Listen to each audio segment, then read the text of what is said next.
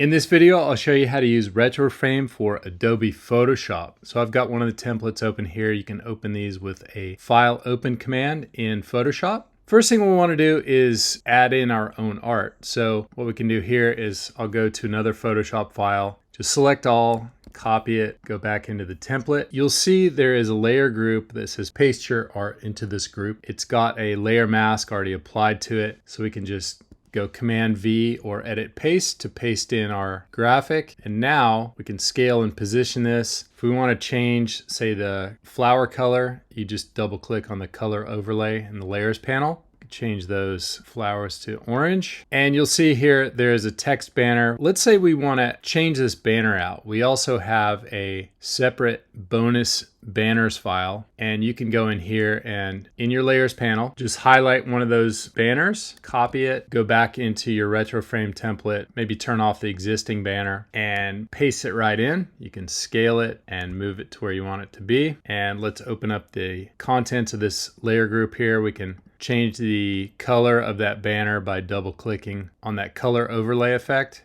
And we can also highlight this text, which is just sort of a placeholder. That's why it says placeholder. And we can change this to say what we want. So I'll change it to Retroframe, and whatever fonts you have already installed on your computer or with Adobe fonts, you can change out that font to anything that you'd like. So that is how to use Retroframe for Adobe Photoshop. Thanks for watching.